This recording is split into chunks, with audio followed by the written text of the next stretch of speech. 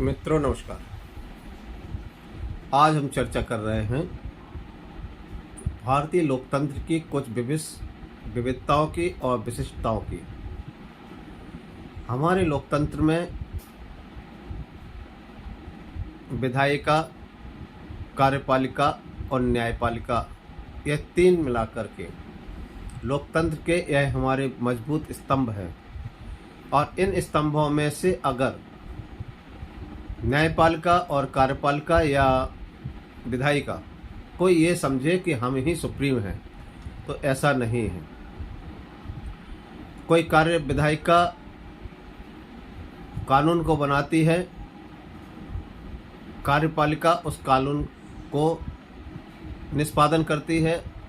कानून को विधायिका बनाने के बाद उस पर राष्ट्रपति जी के हस्ताक्षर होने के बाद वह कानून का रूप ले लेता है और उस कानून को कार्यपालिका निष्पादन करती है, संचालन करती है।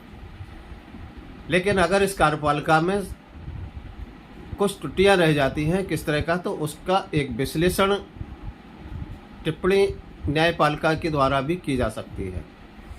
वर्तमान में कुछ समय से ऐसा देखा जा रहा है कि जितने भी कानून केंद्र सरकार ने बनाए हैं या विधायिका ने पास किए हैं, हमारी लोकसभा ने जिस तरह से पास किए हैं, चाहे वो सीए का कानून हो, किसान आंदोलन वाला कानून हो या 370 वाला कानून हो या कुछ और कानून, माननीय सुप्रीम कोर्ट उस पर हियरिंग के बाद इस तरह के निर्णय पर उस पर कुंडली बना के बैठी हुई है, जिससे यह कानून जनता पर इनका कानून को लागू नहीं किया जा पा रहा। वर्तमान में इस तरह का एक ईगो शायद है हर्ट हो रहा है कि हम ही सुप्रीम हैं, हम ही जो कुछ हमने किया है वो सही है और विधायिका और कार्यपालिका जो कर रही है वो गलत है। बहुत सारी ऐसी बातें आई हैं जिसको देख करके हमें विश्लेषण करना बहुत आवश्यक लगा कि ऐसा करना चाहिए। यह जनता की आवाज़ है, आपको हमारा साथ देना है। हमारा यह विश्लेषण आप पूरा देखिएगा।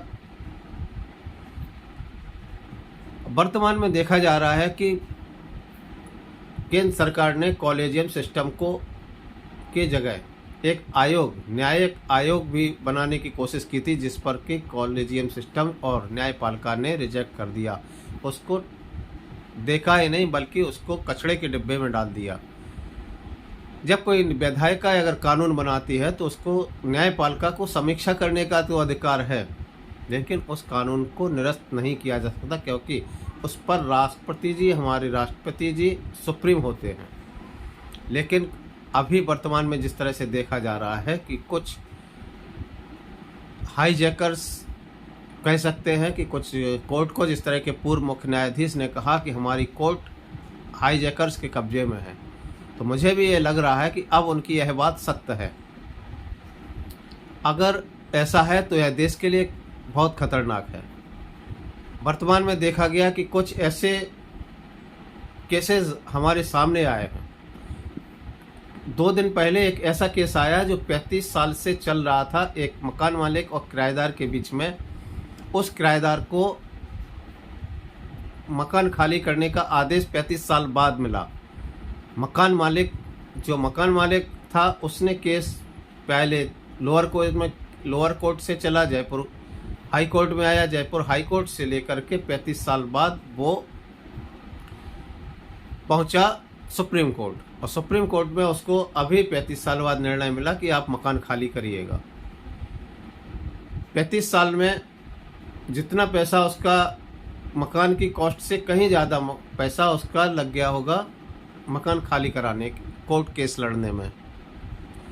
वहीं यह केस है 35 साल तक चला, लेकिन वही दूसरा केस देखिएगा, आजम खान, अतीक अहमद अंसारी जैसे माफिया या कुछ ऐसे जैसे बोरा, वो अपना कांग्रेस का एक नेता, जिसको हियरिंग में तुरंत ही संविधान पीठ जब सुनवाई कर रही होती है तो उसी समय सुप्रीम कोर्ट के एक वकील पहुंच जाते हैं और पवन खेड़ा का मामला, पवन खेड़ा को तत्काल जमानत दे दी जाती है। तो यह कहते हैं कि ऐसे लोगों को सुनने के लिए तो समय है, लेकिन अगर कोई ऐसा व्यक्ति जो 35 साल से केस चल रहा है, वो केस लंबे होते जा रहे हैं। वर्तमान में सुप्रीम कोर्ट में सभी 34 की 34 सीटें फुल हैं, फिर भी यहाँ पर कितने केसेस बाकी हैं? सुना है कि शायद 1 लाख से के आसपास के केसेस तो यहाँ भी पेंडिंग हैं। तो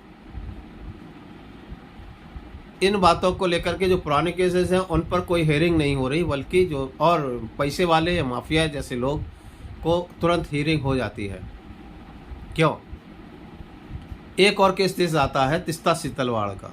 गुजरात हाईकोर्ट में तिस्ता सीतलवाड़ का जो केस है वो फ्रॉड, फर्जी और गुजरात दंगों से लेकर के जिस तरह से तिस्ता सीतलवाड़ ने तत्कालीन मुख्यमंत्री और वर्तमान के प्रधानमंत्री के खिलाफ एक षड्यंत्र के तहत जो कार्य किया और विदेशों से चंदा लिया, उस चंदे को निजी हितों के लिए खर्च किया, वहाँ के लोगों को बहकाया, गुजरात के लोगों को बहकाया और उनसे फर्जी दस्तावेज तैयार किए, फर्जी बयान दिलाए। जब यह केस का खुलासा हुआ, जांच हुई, तो पता चला खुद सुप्रीम कोर्ट ने उसके ऊपर जांच करने का आदेश दिया। गुजरात हाई कोर्ट में जब अरेस्ट हो जाती है तिस्ता सीतलवाड़, तो उनको जमानत वहाँ से टेलीफोन पर मिल जाती है। तिस्ता सीतलवाड़ को टेलीफोन पर भी जमानत दी जा सकती है। फिर 1 साल बाद, अगले साल जब जुलाई में उनको अरेस्ट किया जाता है, तो कुछ दिन बाद उनको जमानत पे रहती हैं, लेकिन वह जमानत कम समय के लिए थी। फिर भी तिस्ता सीतलवाड़ जेल नहीं जाती हैं। जब गुजरात हाई कोर्ट उनको आदेश देता है कि इनको तत्काल अरेस्ट करिएगा, तब माननीय सुप्रीम कोर्ट के जो मुख्य न्यायाधीश और अन्य न्यायाधीश एक कार्यक्रम देख रहे होते हैं। उस कार्यक्रम में बीच में कई फ़ोन आते हैं और तभी तत्काल एक बेंच बैठती है, 2 जजों की एक बेंच बैठती है जो निर्णय नहीं लेती है। तो तब खुद मुख्य न्यायाधीश के साथ एक बेंच बैठती है और उनको जमानत मिल जाती है 1 हफ्ते की या 19 तारीख की। जब तिस्ता सीतलवाड़ के लिए समय है, तो उसमें एक चीज़ और है। माननीय मुख्य न्यायाधीश ने एक टिप्पणी जो की है, उस निर्णय में एक जो टिप्पणी की गई है वो यह है कि इतनी जल्दी क्या थी तिस्ता सीतलवाड़ को गिरफ्तार करने की। गुजरात हाई कोर्ट को या क्या बंद करवा दिया जाए?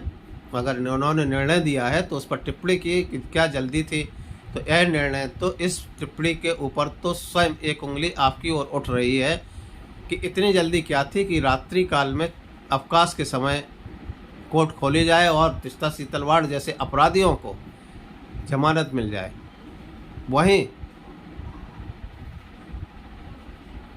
आजम खान अंसारी जैसे क्रिमिनल्स सालों तक सुप्रीम कोर्ट से जमानत लेते रहते हैं या वहाँ से उनका केस फाइल नहीं होता है, जो पंजाब की जेल में बंद रहता है। तब यूपी की सरकार ने जब कदम उठाया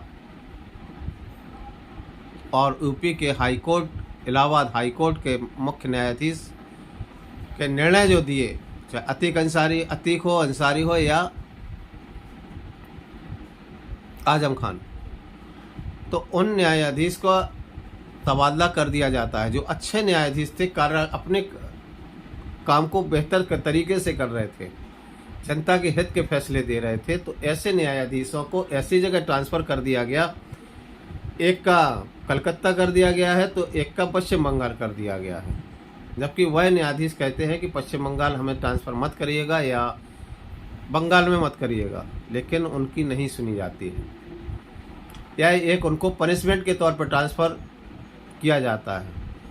अब ये जो जजेस थे जिनका ट्रांसफ़र किए थे, उन्होंने इस निर्णय को मानने से इनकार कर दिया है कि हम वहाँ ज्वाइन नहीं करेंगे।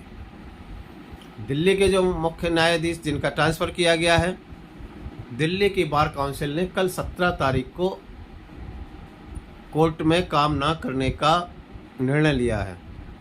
यह ऐसे समय हो रहा है जब माननीय सुप्रीम कोर्ट को निर्णय में समीक्षा करनी चाहिए थी, लेकिन इस तरह के निर्णय या पूर्वाग्रह क्या है वह तो खुद ही जानते होंगे, लेकिन जनता इस चीज़ को समझ रही है। क्योंकि न्यायपालिका के जो न्यायाधीश होते हैं यह जनता के जवाबदार नहीं होते हैं। कार्यपालिका के मंत्री या सांसद, संसद जनता के लिए जवाबदेह होती है, उनको वह कार्य जनता के प्रति दिखाना होता है। आवश्यक है कि आप सब लोग इस बात पर विचार करिएगा। मेरे जितने सब्सक्राइबर्स हैं या जो दर्शक हैं उनको यह चीज़ समझना चाहिए कि न्यायपालिका में क्या रहा है। इस पर कमेंट अवश्य करें, लाइक और सब्सक्राइब भी करिएगा। अगर हमारा यह वीडियो बेहतर लग रहा है तो आप अपने मित्रों को भी अवश्य पोस्ट करिएगा कि न्यायपालिका में जो चल रहा है उस न्यायपालिका तक हम सब लोगों की आवाज़ पहुँचे, आपके कमेंट के माध्यम से और आपके लाइक और सब्सक्राइब के माध्यम से। हमारे नोटिफिकेशन आपको मिलते रहें, इसके लिए आपको बेल आइकन क्लिक करें ताकि हमारा नोटिफिकेशन आपको मिलता रहे। हमारा वीडियो विश्लेषण पर कमेंट अवश्य करिएगा। धन्यवाद, नमस्कार।